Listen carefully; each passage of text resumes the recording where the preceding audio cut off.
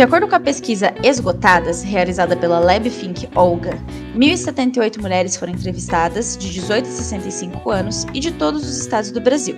Só no Brasil, 7 em cada 10 pessoas diagnosticadas com transtornos mentais são mulheres. Das entrevistadas, 45% possuem um diagnóstico de ansiedade, depressão ou outro tipo de transtorno mental. Mas afinal, o que está adoecendo as mulheres?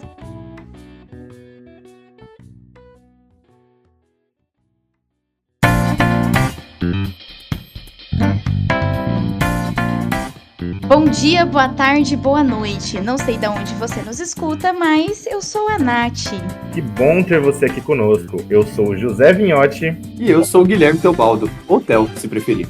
E esse é o Psicologia de Quinta. Prepare os seus fones de ouvido ou o seu alto-falante e venha discutir com a gente o tema da semana.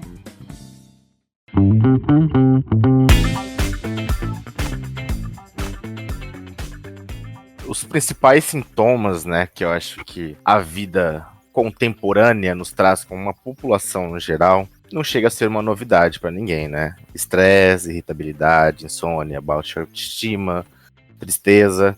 Isso é muito cotidiano no nosso dia a dia. Porém, essa é uma realidade que aparece muito mais dentro da rotina e do dia a dia do público feminino também, né? Vale até a gente lembrar que essa noção de adoecimento feminino, na verdade, foi um dos grandes impulsionadores do estudo das psicopatologias, né? Se a gente se recorda ali no final do século XIX e do início do século XX, o grande termo histeria, né, que foi muito estudado ali por Freud e outros psicanalistas, na verdade, remete até a uma origem atrelada à feminilidade, né? Ou seja, a palavra histeria, na verdade, também vem do histera, em grego, que significa o próprio útero, né? Que reforça essa noção do passado que ainda passa a existir, de que o adoecimento, na verdade, só é atrelado a mulheres, sendo que isso não é muito verídico, né? Ainda mais quando a gente passa a compreender a sociedade como um todo. Exatamente. E olhar para esse lado do papel da psicologia, né, como essa reguladora de comportamentos, de corpos, de expressões, é algo que deve balizar, inclusive, a prática hoje em dia, né? Sobre o quanto esse espaço ele valida práticas e reforça ainda situações de opressão de toda essa estrutura que a gente vive há séculos, né? Que é essa estrutura patriarcal e opressora de diferentes contextos, né? E eu acho que talvez seja até importante aqui a gente falar um pouquinho sobre o que se entende sobre essa questão do patriarcado, né? O patriarcado ele é um conjunto de práticas sociais que é mantido ao longo do tempo, né? E que é responsável não só por determinar a superioridade masculina no acesso a várias questões sociais importantes, mas também a perda dessas mesmas reforçadores, né, que são prazeres, práticas, locais de acesso, que são tirados das mulheres, né, favorecendo daí essa opressão e exploração feminina como um todo, né. Sim, com certeza.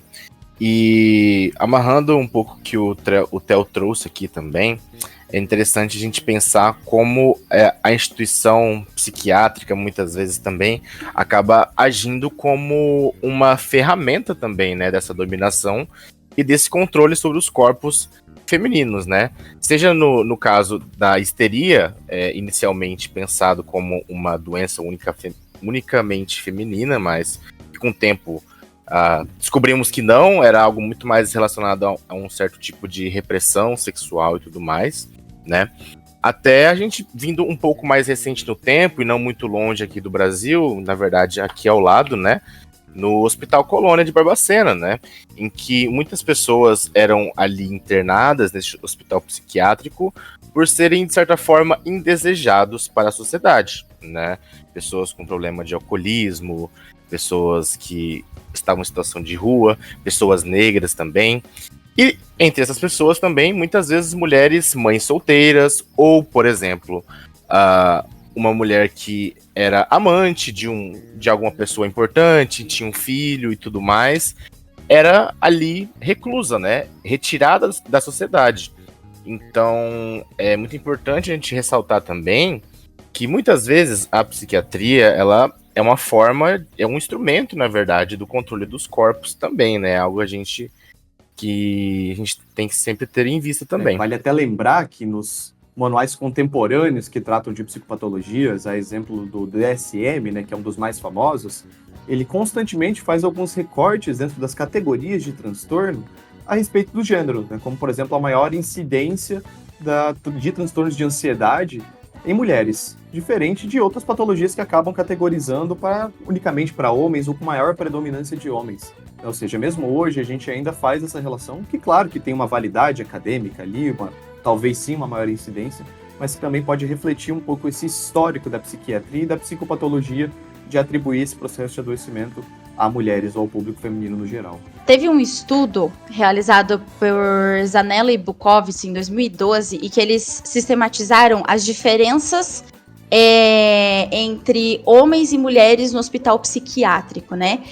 Nas mulheres, os problemas com maior incidência foram questões familiares, relacionamentos amorosos e casos de violência. Enquanto que nos homens, a prevalência se deu por questões relacionadas a trabalho, dinheiro, fama, virilidade e sexo. Então, as questões de gênero, elas recortam até mesmo essa questão do o que afeta essa saúde, né? E por isso da pauta, né, desse episódio de hoje, que é o que tem afetado, então, essa saúde mental feminina, né? Por que as mulheres estão adoecendo? Da onde que vem isso? Porque a gente consegue perceber que tem uma distinção, né? Que conversa com esse recorte de gênero e com essa participação na sociedade. Sim, e voltando pro estudo aqui, né? São 5 os temas que ficam mais evidentes, né? O primeiro sendo a estrutura financeira, que a gente pensa, novamente voltamos naquele tema de equidade social entre gêneros e tudo mais. Trabalho, relações, estilo de vida e discriminação também. Dentro desses grandes subtópicos, a gente encontra vários dados muito interessantes, né? Em que, por exemplo, 48% das mulheres entrevistadas se identificam com uma situação financeira restrita e mais apertada. 22% dependência financeira de terceiros. Isso é importante a gente salientar também. Por quê? Porque cada vez mais as mulheres elas estão se tornando independentes, claro, isso é um ganho muito importante, porém, em que condições, né? Eu acho que é algo que a gente tem que refletir. Quais são as condições materiais que estão sendo oferecidas, as condições materiais que existem de fato para essas mulheres estarem no mundo, né? Como indivíduos mais livres, né? Independentes ainda assim. Então, essa questão da modo de produção capitalista também é uma das grandes geradoras de ansiedade na população. E como a gente pode observar, né, por meio desse estudo do Lab Olga, a gente identifica também como os papéis assumidos por cada um dos gêneros também são determinantes na produção desse adoecimento. Né, quando a gente para pensar, por exemplo, né, no tempo dedicado semanalmente em tarefas domésticas, as entrevistadas, né, elas colocaram que trabalham em média 21,4 horas nessas tarefas domésticas, enquanto homens acabam trabalhando somente 11 horas semanais.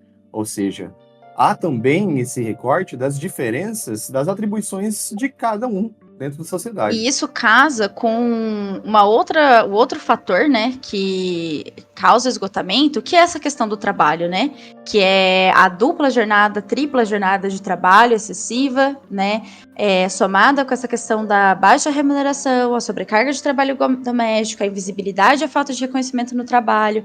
Então, são todas essas questões que permeiam esse esgotamento, sustentam e trazem ainda mais esse sofrimento que é invisível, ele não é visto. É interessante trazer aqui que, por exemplo, em 2021, a Argentina teve uma aplicação, né, de uma nova legislação, onde o cuidado com os filhos passaria a ser contado como tempo de serviço para aposentadoria. Porque, por exemplo, essa é uma atribuição que ela é majoritariamente feminina, sempre foi perpassada desde a infância, né, com o simples ato de brincar com bonecas e cuidar de casa e esse incentivo ao auxílio da mãe nas tarefas domésticas, enquanto ao menino vai a atribuição de coisas externas à casa, né? Mas ao mesmo passo que isso é incentivado, isso não é reconhecido, né? Então, é muito fácil a gente ver hoje os vídeos na internet de pessoas na rua, né, entrevistando e perguntam para um pai, tipo assim, qual que é a data de nascimento do seu filho? E o pai não sabe, né? Ele sabe se seu filho tem alguma alergia? E o pai não sabe. Qual que é o tipo de medicamento que usa? Então, essa questão também alimenta e sustenta essa sobrecarga, né? E traz uma culpa, né? Uma culpa muito intrínseca que é muito difícil de olhar de onde vem quando a mulher acaba faltando com esse trabalho que é atribuído a ela, né? Com uma situação de adoecimento e vai levando ao extremo, né? Então só há uma pausa quando chega em casos muito extremos. Eu acho que um agravante muito forte a toda essa questão também é que ao mesmo tempo em que a mulher é submetida a todas essas funções, talvez jornadas triplas de trabalho e muito mais, há ainda assim uma enorme pressão estética que vem do mundo, né? Seja através de redes sociais ou através de comparações mesmo, né? Muitas vezes essa pressão estética vem de dentro do próprio seio da família, né? Com alguns comentários e tudo mais. E você acaba se encontrando no meio de um grande desfiladeiro, né? De um lado, uma exaustão e um cansaço muito grande pela rotina, pelas funções que se exerce, e do outro lado, eu tenho que ser bonita, eu tenho que me cuidar nesse sentido, né? Então, acaba gerando um gap muito grande, né? Descolamento de sentido, realmente, né? Onde eu me sinto cansada, eu me sinto exausta, mas eu não posso transparecer isso, e o que isso vai gerando, né?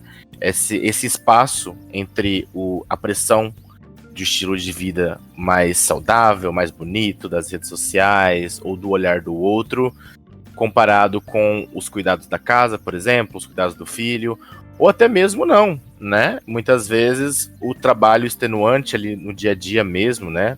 Em casos de mulheres que não têm filhos, sendo menos remuneradas, né? Outro dado interessante também é a gente entender que os índices de desemprego entre o público feminino é maior do que no público masculino também.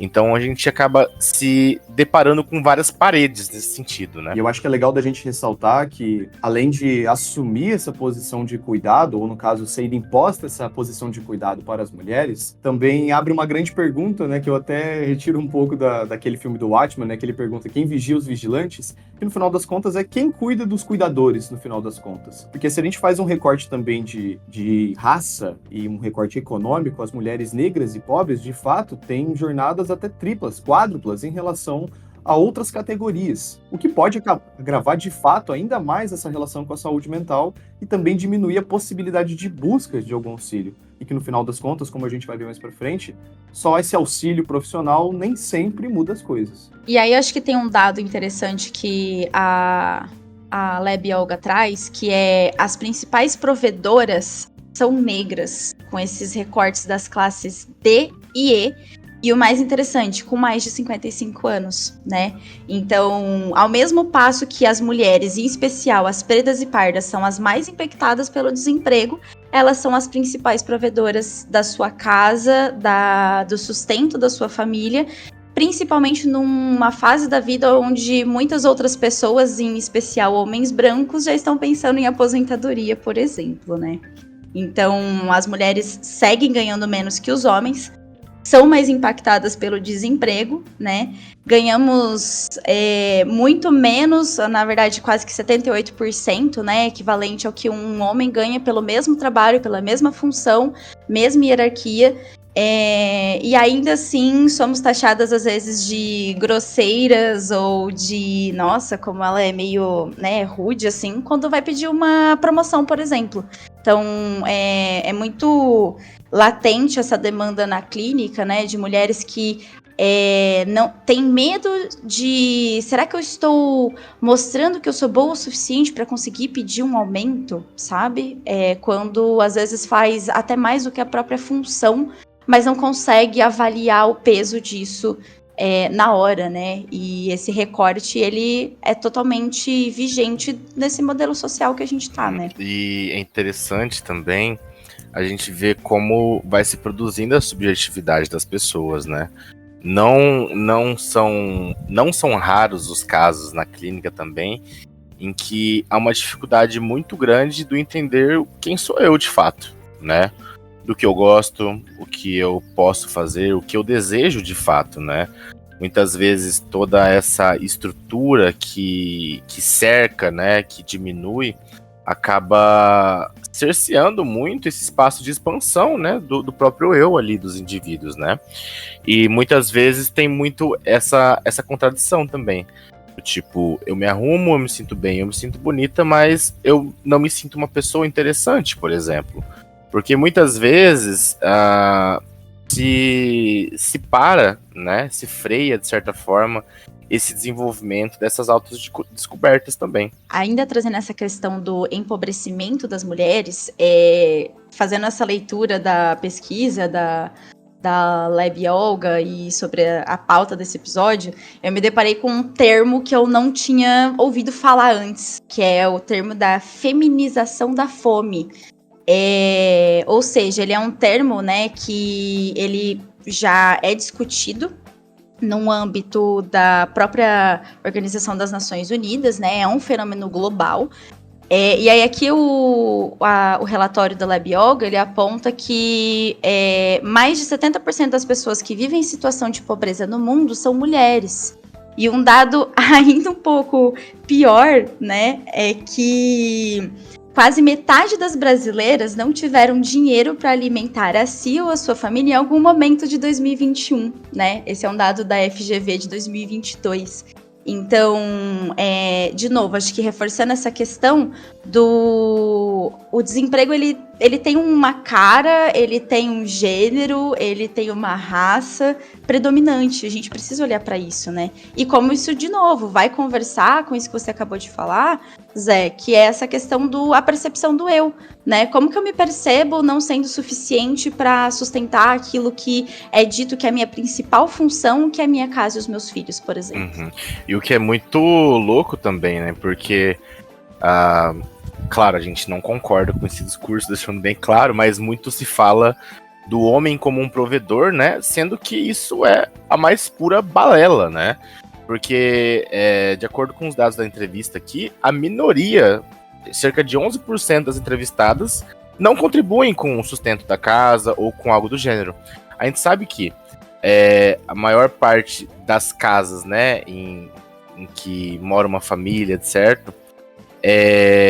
As mulheres contribuem, e mesmo as que não têm uma família também, elas estão ralando ali, né, cara? Então esse papo não cola mais, né? E fica cada vez mais grave quando a gente entende isso, ver essa disparidade tão grande, né, entre gêneros. E para além também, né? Porque no caso das mulheres negras, é mais uma linha que atravessa. Além de serem mulheres, né, a questão do gênero, tem a questão racial também, né? Que afeta e também cerceia muito, né, da livre expressão das pessoas, da forma que elas são, e também das oportunidades dentro da estrutura social que a gente está, né? E acho que fica evidente ao longo dessa nossa conversa toda como que a ideia de perfeição e a pressão social acerca daquilo que é considerado normal ou aceitável em cima da mulher é totalmente diferente em relação ao homem. Na mulher se exige a suposta doçura, a feminilidade, a beleza sempre, digamos assim, intocável de todas as formas, e sendo que, fazendo um recorte de gênero, o homem nem sempre é pressionado para essa forma de existir no mundo. O Zé comentou até sobre a questão da estética, e literalmente falando sobre procedimentos estéticos, a busca por procedimentos estéticos e o risco relacionado a esses procedimentos também é muito maior em relação às mulheres do que os homens. Talvez justamente por essa demanda e essa pressão social toda acerca do gênero, né? Exatamente. E aí a gente volta para aquela questão, né, de que mais sobrecarga é igual a mais adoecimento, e essa sobrecarga ela vem desses vários locais, né, do servir, do cuidar, do estético, do se comportar mediante uma prática que é socialmente aceita, né? Então, as mulheres estão mais propensas ao adoecimento porque são mulheres ou porque a gente vive nessa estrutura social, sabe? Isso que você trouxe agora sobre o nosso papel enquanto psicólogo, enquanto espaço de psicoterapia, é justamente trazer essa percepção de que as nossas análises, elas precisam... a Oshiro fala muito sobre isso, né, a Cláudia Oshiro, de que a gente precisa incluir a nossa dimensão cultural, né, de não trazer para o indivíduo algo que não é exclusivamente dele, né?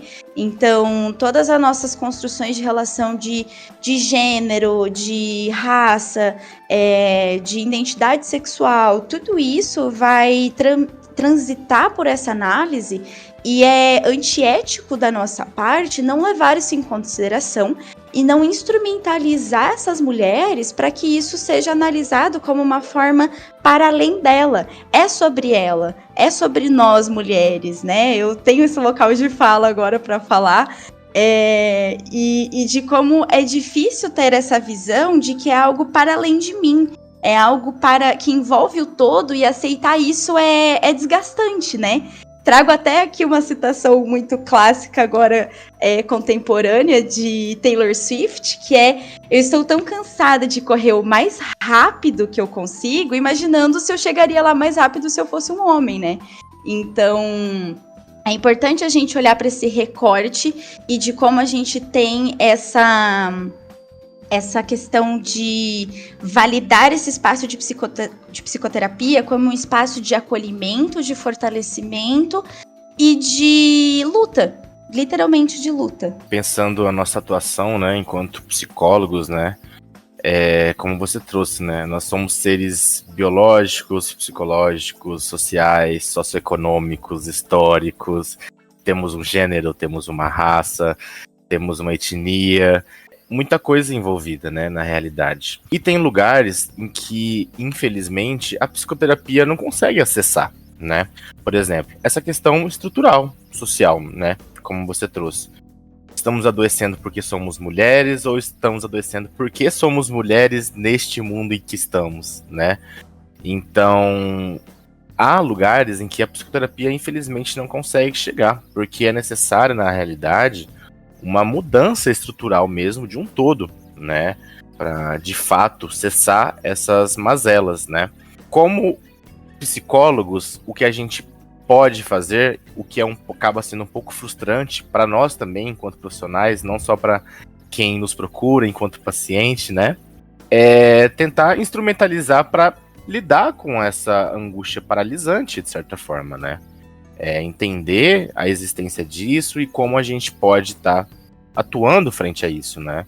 Mas, na verdade, a resolução de fato desses problemas é de uma ordem muito maior que extrapola só a ordem individual, né? E só para ressaltar um pouco ainda dessa influência cultural e social acerca dessa posição e dos papéis assumidos por gênero, na medida em que as mulheres foram adquirindo mais direitos, mais autonomia, mais independência, surgiram movimentos contrários como o contemporâneo que a gente tem, que são os famosos Red Pills, né, o Calvo do Campari, para quem já ouviu falar, que é uma ideia que reforça essa suposta masculinidade dominante em cima das mulheres. Exatamente. Então, olhar para a nossa sociedade hoje, olhar para o adoecimento das mulheres hoje, é olhar para um campo individual, mas para uma sociedade civil, para um setor privado, para um setor público, e tentar construir um caminho de menos adoecimento, né?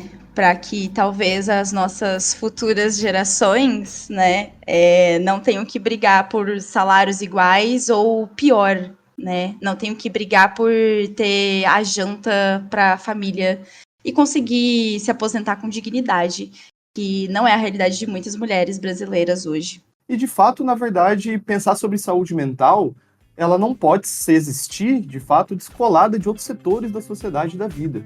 Mas aí, então, vem uma pergunta, até para a gente poder concluir a nossa conversa aqui, que é: será que só políticas públicas vão, de fato, mudar esse caminho, tornar essa realidade com mais equidade e mais igualdade?